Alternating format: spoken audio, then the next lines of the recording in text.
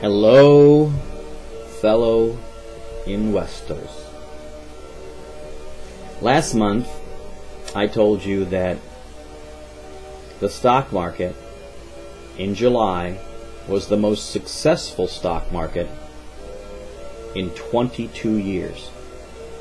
This month, September, I'm going to tell you that August was the most successful stock market since 1933. Can you hear me now? This market just keeps going up, up, up. And the other day, Kramer was saying that, you know, it doesn't matter if it's a bear market rally. A rally is a rally. It's kind of like a profit is a profit is a profit. True. Today, I want to talk to you about energy and some year-end strategies. Year-end strategies in September? Yes, because if you wait to the end of the year, you're going to miss some nice year-end profits.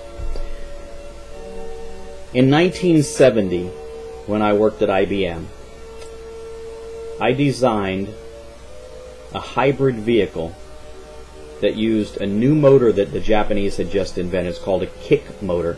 Had a magnetic wedge that every time the wedge came around, it would fire a charge and kick the motor, much like the piston.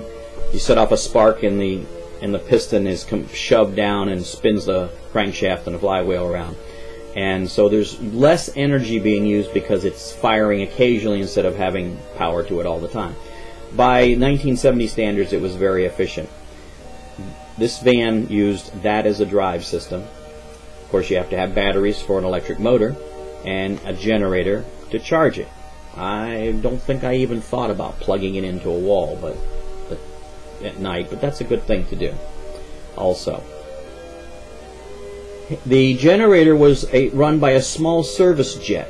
It wasn't a throttleable generator. It was a fixed speed generator. It would vary its speed a little bit, but mostly it ran at very high speed. And generators are very efficient at high speed. And this thing was small. It would make enough energy at peak performance to power the vehicle at 55 miles an hour, 55, 60 miles an hour, which was the legal speed limit in those days, in 1970. The extra energy, if you weren't going 55 or 60 miles an hour, would go into the batteries. And once the batteries were charged, the service jet would shut down again. You'd run off of battery power.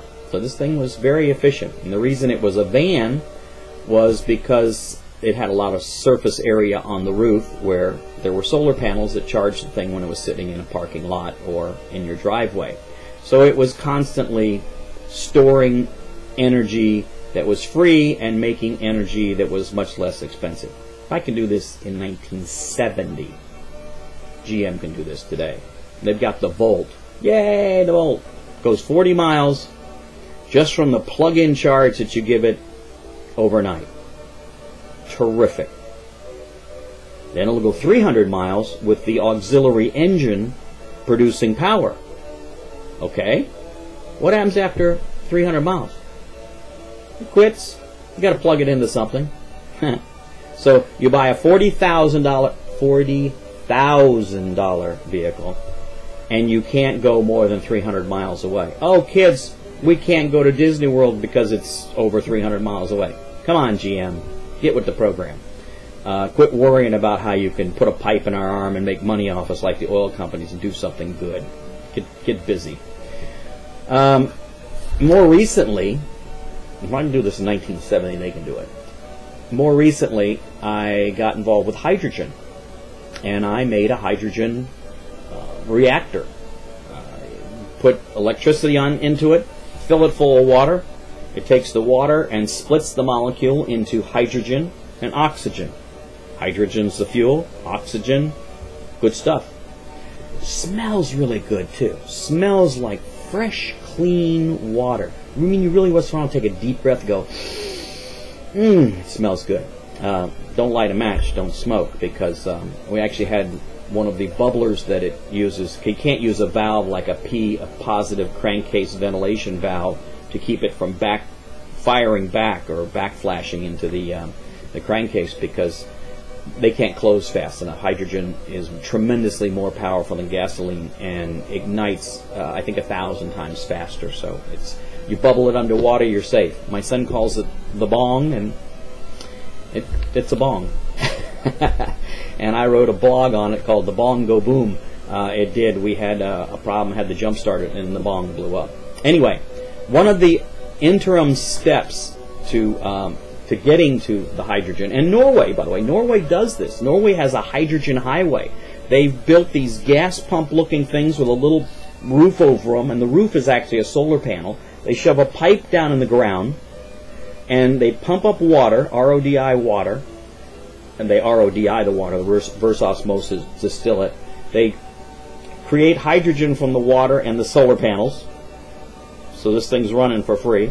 They compress it right there, store it in tanks, you drive up, you hook it up to your car, you put in your credit card, you fill up, you keep going. These are little Priuses that they have converted to run on hydrogen. Brilliant. Congratulations to you, Norway. You're doing something very positive for the world. One of the interim steps to this is the natural gas play that Boone Pickens is very strongly behind. And I congratulate you, Boone. You're doing a fantastic job. Even though this is something that we have to keep paying for over and over again, because we can't make our own natural gas like we can the hydrogen. But it's a good step, and it is cleaner than fossil fuels. And if you like that play, which I do, I think Chesapeake Energy is one of the good plays for the natural gas. CHK, Chesapeake Energy. Also DVN, another natural gas energy company. Kramer likes DVN, I like CHK. See which one you like, or track us both and see how we do. Kramer should do a lot better than me. At any rate, and if you think the market's going down, we're in a pullback now, so, you know, it's a good time to buy or to get some of these kinds of things. I was hoping the pullback would be after we'd gone up a little further. But FAZ, if you think we're going down, is a leveraged financial put stock. It's an electronically traded fund that is leveraged 3 to 1. So if the market, the financials in particular, go down, it goes up like crazy. And last couple of days has been going up like crazy. So that's a good hedge bet that you can offset. Year-end strategies. Sell your losses so you can claim the losses and offset that against other income you've made from your job or from stock dividends or whatever. And try not to sell your profits. Just like if you buy a home and it goes up in value, you don't pay more money every year on income because the house is worth more. But when you sell that home, you have to pay on the profits you made. Well, don't sell it. Keep the profit. Especially if you've got dividend stocks and they're kicking dividends into you, which is what you should be buying. Then you can do that. With your losses, you do want to sell. And you want to sell them in the third quarter after the ex-dividend date of the third quarter. Ex-dividend is the date that if you own the stock on this date, you're going to get a dividend. Dividend date is the day they actually give you the dividend, but that's irrelevant. You care about the date that you hold the stock. After that date, sell the stock. You want to push it a little bit, put a higher sell price in, wait till the stock goes up, sells, and then it might go back down, and you can buy it down here again, but you have to wait 30 days or you can't claim the loss. So you want to claim that loss so that you can make money, but not make money, and you don't pay any taxes on the money that the increase in value, only on the income. So offset your other incomes with these losses, take credit for them, buy them back 30 days later if you like them, and run them up again, and you won't pay any money on that. When I ran the healthcare network, one of the things I was kind of known for was crazy ties. I got one or two, and then it got to be a thing, and I had lots of them. This is actually one of them. You know, I think I'm bullish. I'm pretty much not bearish, and I have a bull that sits in the window. I'll have to show that to you on another video, but this is the Tasmanian devil, so maybe I'm just a little devilish. At any rate, I am bullish, and especially for about the next year. Anyway, on Fast Money the other night, they took a poll, and all the fast money traders said the market was either going down or going way down, which Karen Feinstein, one of the hedge fund managers on that show, said, "You know what that means? That means it's going up." And she smiled. And yes, that's probably what it means. The market will do whatever it has to do to prove the most people wrong. And now, back to you.